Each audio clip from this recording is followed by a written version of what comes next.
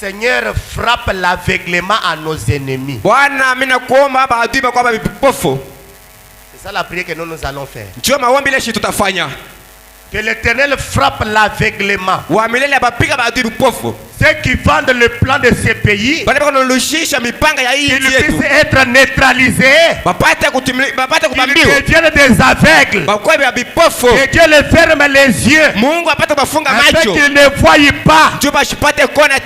Que l'Éternel des armées envoie des chars. Même si nous avons que 1000 soldats congolais, que l'Éternel envoie par milliers.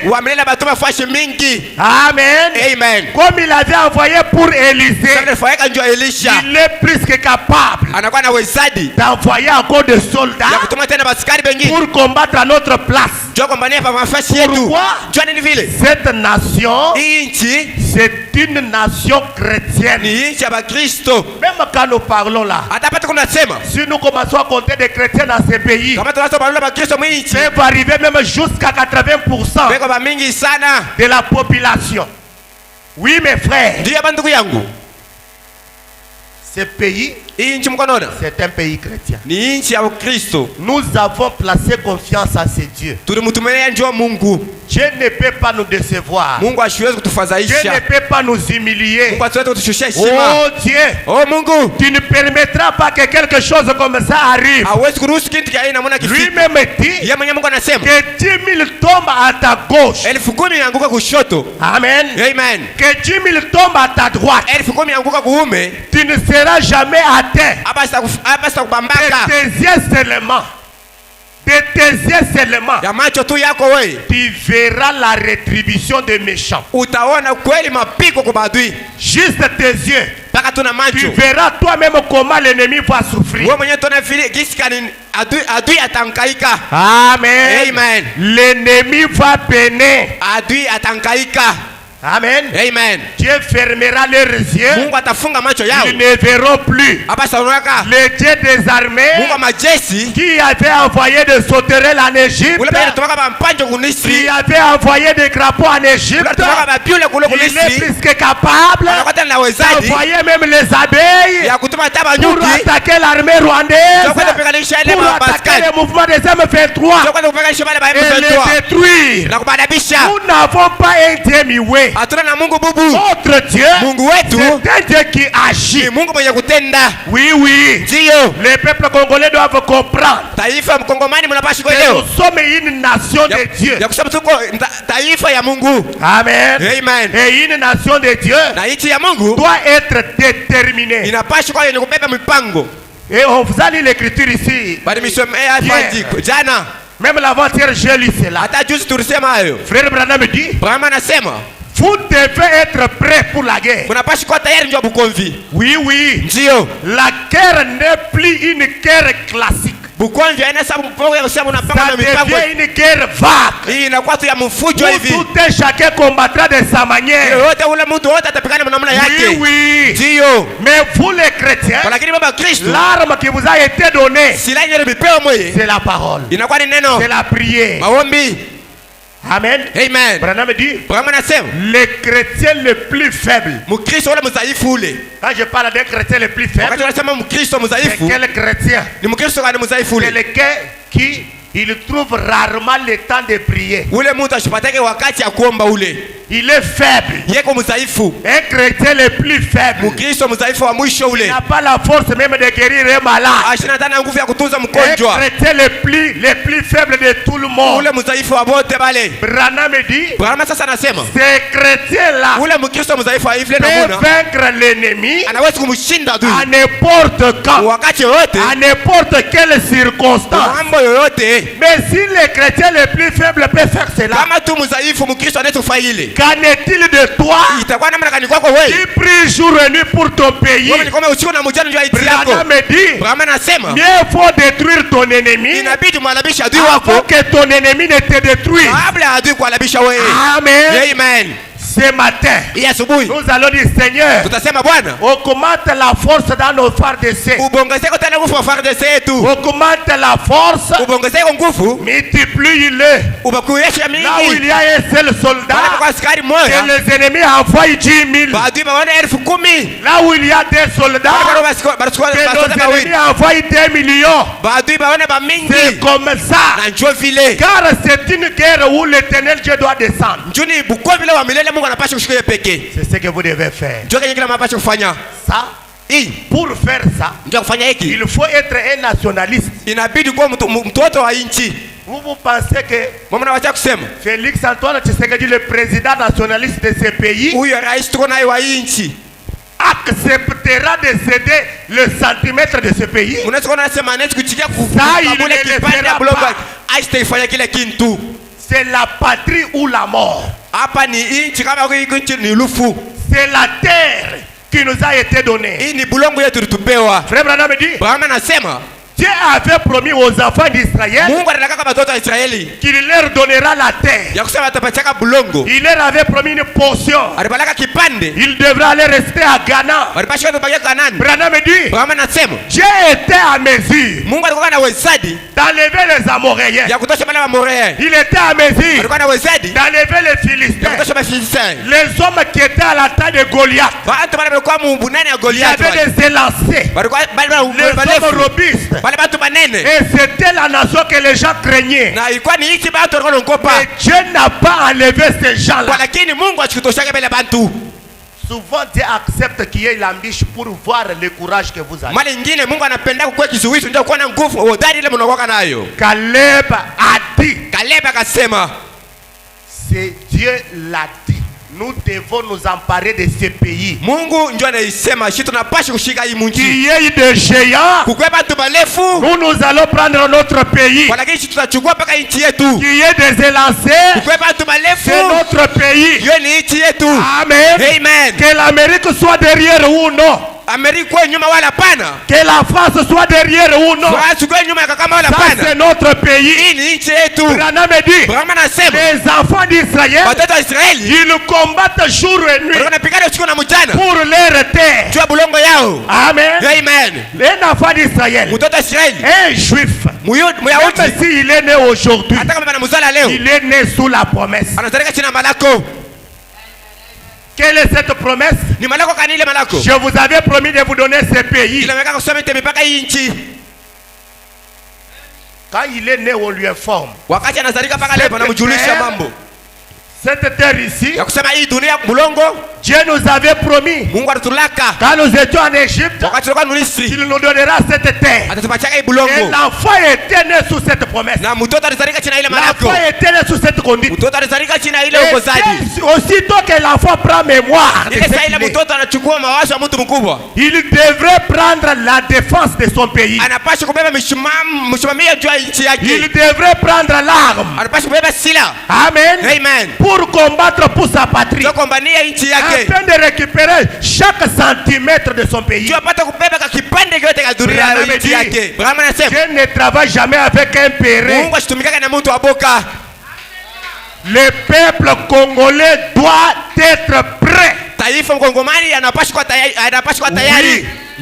Ça c'est le problème de mon pays. Le pays ou la mort. Ouais. C'est le pays ou la mort. Ma nation ou rien. C'est comme ça. Si vous ne comprenez pas les choses de cette manière-là, vous avez une nationalité douteuse. Si tu ne comprends pas des choses de cette façon-là, on doit même douter de ta naissance. Peut-être que tu es né quelque part, ou bien tu as les doubles nationalités. Si tu es un véritable Congolais, tu n'accepteras jamais que le sang de ton frère, le sang de ta sœur, puisse être déversé. Jamais. Vous pensez que ceux qui sont en train d'être tués là-bas, il n'y a pas des églises de message, il n'y a pas l'épouse? Écoutez, frère Branham dit, Dans la persévérance. Point 156. 156 obeti. Vous devez vous battre pour chaque centimètre du chemin. Dieu, Mungu, là en Égypte, avait donné les Palestines aux Juifs. Mais ils ont combattu pour chaque centimètre du terrain. Dieu qui les avait donnés ne pouvait pas chasser les Amoréens. Il a fallu qu'eux puissent avoir du courage. Josué et Caleb ont dit, s'il y a des géants, le pays nous allons posséder. Qu'il y ait des Gostos, des Goliaths, nous allons entrer dans ce pays. Ouais. Branham dit, mais ils ont combattu pour chaque centimètre du chemin. Dieu a dit à Josué, tout lieu que foulera les plantes de vos pieds, je vous les donnerai. N'est pas signifier la victoire, mais la possession. Aussi longtemps que vous pouvez monter jusque dans le royaume de Dieu, si vous voulez tout simplement monter un peu et dire, eh bien, je crois, je ne dois peut-être pas aller en enfer, mais je crois que je serai sauvé à la fin. J'adhère à l'église. Vous n'avez pas encore gagné beaucoup de terrain. Amen. Quelqu'un qui commence à se douter de ce qu'il est. Écoutez, je suis un chrétien point barre. Je n'ai pas besoin que l'on m'explique. Et je deviens chrétien à l'absence du pasteur. Ou je suis un chrétien quand le pasteur est là. Je doute fort qu'il y ait ce genre de chrétiens. Quand le pasteur n'est pas là, lui sa chrétienté termine.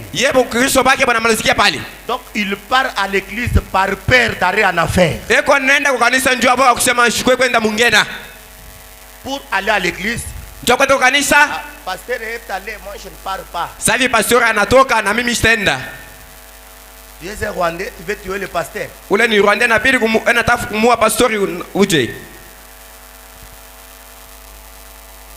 Donc lui doit rester seulement là, te regarder seulement toi. Mais ma nation, le drapeau de la RDC. Mais c'est l'amour de la patrie. Et si j'aime ma patrie, combien je peux aimer mon église? Il est là en train de regarder des prédicateurs, non? Oui, prédicateur ndio wa bongo kuboti. Moi je vais m'en rester à la maison jusqu'à ce que le pasteur viendra. Si le prédicateur ne prêche pas bien, ne prêche pas bien, tu vas monter à la chair ici, c'est facile. Monter seulement ici à la chair, lire une écriture.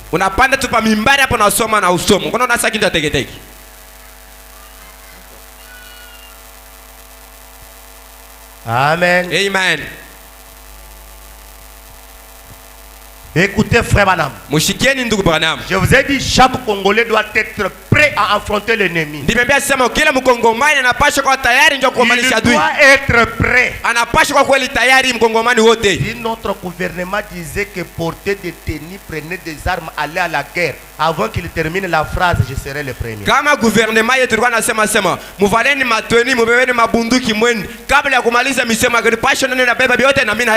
Parce que c'est pour ma nation.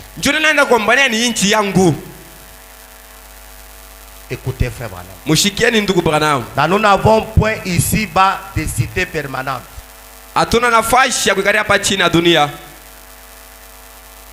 Paragraphe 119. Ainsi donc, pendant la guerre, comme ce qui est dans notre pays, n'est-ce pas? Pendant la guerre, Branham dit, j'ai cherché à être un volontaire. Et tout.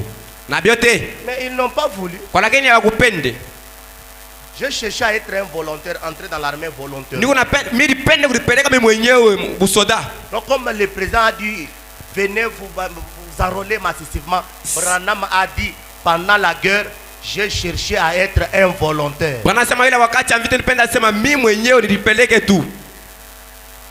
Mais ils n'ont pas voulu. Ils n'ont pas reçu. Ils ne m'ont pas reçu. Ils ne m'ont même jamais appelé. On m'a mis dans les catégories de prédicateurs. Ils ne m'ont même jamais appelé. Je pense que mon instruction était trop médiocre pour être classé comme un aumônier militaire. Un soldat, un pasteur, s'il a beaucoup étudié, s'il accepte d'aller dans l'armée volontairement, parce que ça a été mon désir même moi.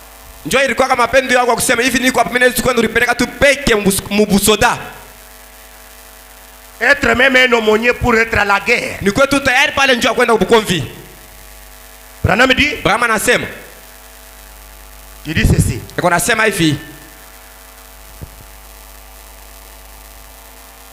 Mon instruction était médiocre pour être classé comme un aumônier militaire. Comme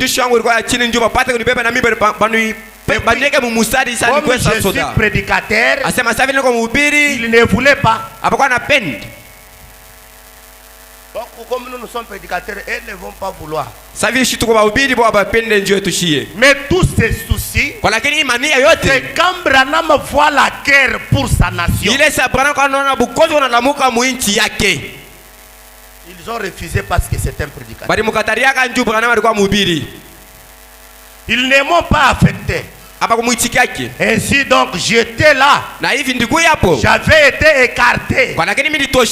Mais d'une façon ou d'une autre, même si j'étais maigre, sans instruction et tout, Dieu a un jour classé une avis de recrutement.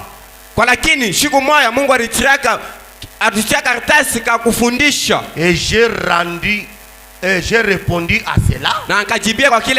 Je suis maintenant dans son armée maintenant. Et je fais de mon mieux pour mener la plus grande bataille jamais livrée. La guerre contre le péché. Le mal pour la justice. Amen. Amen. Tout ça, c'est le souci de sa patrie. Il ne faut pas que tu entends ça parce que c'est loin. C'est du côté de l'est de Goma. Tu commences même à rire. Tu es très contente.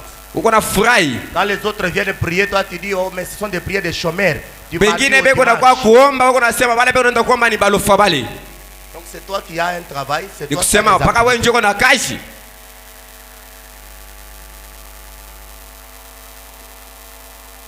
Nous devons combattre.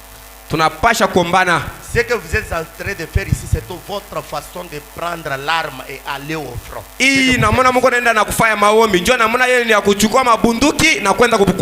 La prière est l'arme la plus fatale qui peut vaincre l'ennemi.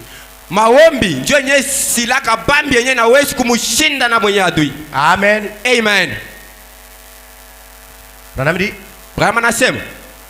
en l'histoire de ma vie, point 31, il dit,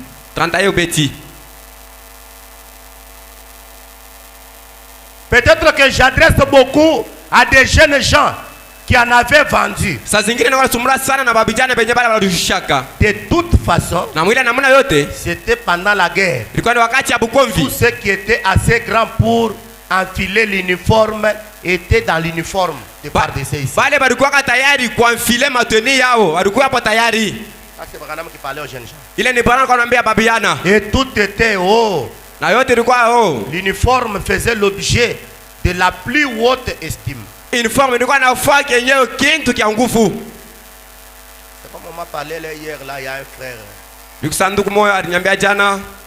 Un frère d'ici qui est allé aussi à l'armée. Ndugu hapa peto hapa anaenda kubusoda. J'ai dit va, tu es un vaillant guerrier. Asema uende njoo mwenye kuombana kubwa ule. Nous avons besoin de ces gens-là. Tunakuwa lazima na pale pantu pale. Ils peuvent dire qu'il y a la guerre, je porte l'uniforme, je m'avance. Bwana bwana sika makuku bukomvi ndio mimi nafanya matoni na mimi naenda. Parce que rester c'est mourir.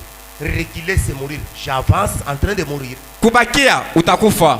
Kama unasonge mbele unarudi nyuma utakufa. Inabidi usonge mbele na unaenda na kufia tabu ima.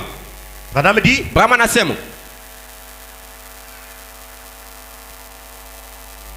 Et l'uniforme faisait l'objet la plus haute estime. Na uniforme ndio ilikuwa kintu kubwa wa biote. Quand je voyais ces soldats remonter la route, wakati nilikuwa naona pale baskari benye kupanda barabarani, nous avions un vieux poteau, ça sassafras là-bas. Tulikuwa na poto mwa kubwa yenye kuita sassafras. Nous hissons les drapeaux et nous faisons monter les drapeaux. Tulikuwa tunapandishia kwa njoo bendele. Et voyez tous ces soldats obligés de s'arrêter. Na tulikuwa tunaona baskari bote benye kwa pale tayari benye kushimama. De saluer les drapeaux. Balikuwa napikia salut ku drapeau. Donc toi quand on dit que acheter les drapeaux de la RDC, toi comme toi tu es un Rwandais, les drapeaux de la RDC coûtent cher. Wewe sasa vile ku Rwanda banasema muuzeni bendele ya nchi yenu, mwe bala mauze na kwa bei. Frère, tu es un Rwandais. Il drapeau est comme 1000 francs. Njo kale mwe munashinda mwe de porter ça. Ina 1000 francs munashinda kufala. Munakuwa ba Paul Kagame. Munakuwa na mwe ba Kagame ubia. Ici c'est frère Branham. Hapa ni Branham ndio anasema. Le drapeau là, il aimait cela. Alikuwa anapenda bendera ya nchi yake. Dieu, saluez le drapeau. Asema mupigeni sali ku bendera. Avant de passer cela. Kabla ya kupita ile. À l'école, vous savez. Mnajua nini kwa masomo? Oh là là. Nous avons connu un moment glorieux avec ça. Tulitambua wakati mzuri na hii bendera. D'autres temps à l'école avant que les enfants entrent dans des salles. Wakati yetu kabla watoto kuingia masomo, on faisait monter le drapeau. Walikuwa napandisha bendera. Les enfants s'arrêtaient chanter l'hymne. Watoto wote walikuwa wanashimama wakaimba mwimbo ya nchi yetu. Cette chanson là, ile mwimbo walikuwa naimba debout Congolais. Tushimameni wima sisi wote Kongomani. Ce n'est pas rester assis. Sikupashi kubaki chini hapana. Devait être debout. Tunapashi kushimamia wima. Quand quelqu'un n'aime pas ses drapeaux. Wakati mtu ashipende bendera ya nchi yake. Vérifiez. Mumangalisheni mzuri ule mtu ule. Vérifiez. Muangalisheni mzuri. Mwana wazia sema ni kumbingu njo tunaenda kuzaka hii. Hapana, shini musoko. Tu vois un peu les jeunes gens là. Tunaona babiana pale. Voilà un patriote. Njoo mkongomani wa kweli ule. Amenez le petit là. Angara ule petit ule. Patriotique. Angara mtoto ule mkongomani. Mon imagina. Maisha yangu mie. Un patriotique. Mkongomani yeye huyu hapa. Les pays ou rien. Hapa ni mambo tu ya nchi, kama nchi hapana ni lufu atakufa. Yeye huyu hapa shakufala bendera nchi yake. Ba Michel abigala na miza hapa. Unacheza na nchi. Michel asicheze shake. Hapa ni baskari. Hapa ni basoda hapa mkonona. Mais quelqu'un qui parle de son pays, lui fait semblant comme si rien n'est. Mtu kanibea unasemezea mambo ya nchi yake kuna beulo tona sako na takintu. Qui a le drapeau de la RDC dans sa maison? Ni nani mwenye kwa napendela nchi yake nyumbani mwake? Tu n'aimes pas ton pays. Amupende ma nchi yenu mweye. Pendant ce moment, je dois prier en tenant même ce drapeau là. Oui, wakati na pasha kuomba mwenye kupamba ile bendera njoo ushindi ya nchi yangu. Ndio. Amen. Amen. Nous allons nous lever. Tutashimama. J'aimerais que nous puissions prier. Unapenda tuombeni sisi wote. Pour que l'Éternel accorde la victoire. Jua mimi napata kuleta ushindi. Il dit Seigneur, c'est l'amour de la patrie qui me fait. Mwambia sema wa milele hii kuna nifaa hivi ni mapendo ya nchi yangu. Tu m'as donné cette terre. Wewe ndio unanipatia hii nchi. Seigneur, donne encore la victoire. Bwana unaipatia tena na ushindi. Nous ne combattons pas pour la victoire, nous sommes même dans la victoire. Atugombane njoo ushindi hapana kwa lakini tushakuwa mushindi. Nous n'avons qu'une seule nation, c'est la nation congolaise. Nchi yetu ni paka moya hii yenye kwa Kongo hii. Nous ne sommes pas des Rwandais. Si hatuna ba Kagame hapana. Opa boba chitupachikese ni mwenyine mwena lwendo pabuloba ditukodye kwabo nepingana kwetu neshalako chendele twimabulela ikuteke mena wewe zambye wanyi diminila byanyi dikwachisha dime mesuanyi adi matangija kodi wewe cheye meno cha twimabulela nikuteke mena wewe dhambi wanyi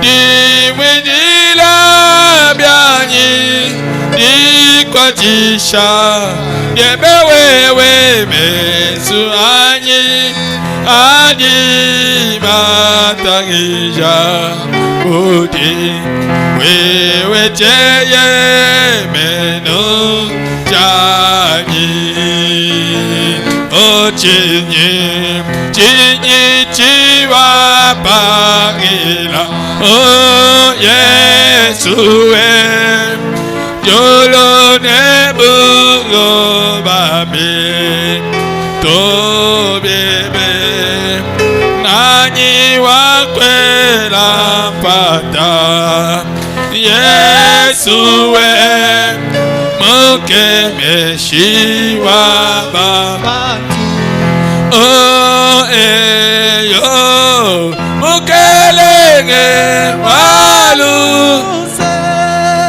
zambi walu samwewe mukelenga Yesu pweka kwe chilobo ye pocha marewa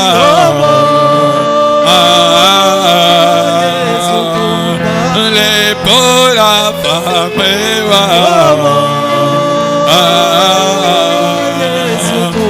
babo tombe bashekina oh Yesu pweka zambi wa branama oh Yesu tumba makamila balama oh paela bana baezalela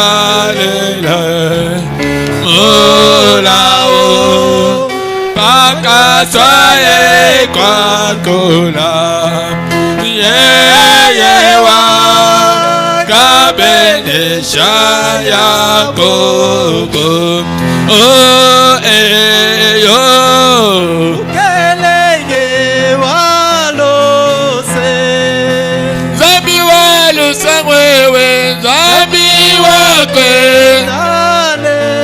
mukalenga Yesu pweka kwe chilobo Yesu tu pweka butumbi kwa shekina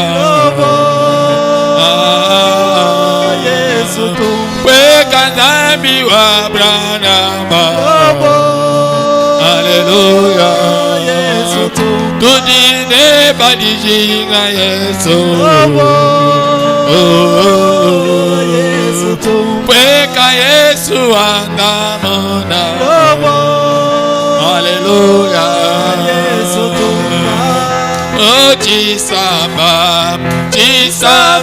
chisugila oh komashi amoshenga mokole Yesu yoso achibenesha yena beneshi wekashede oh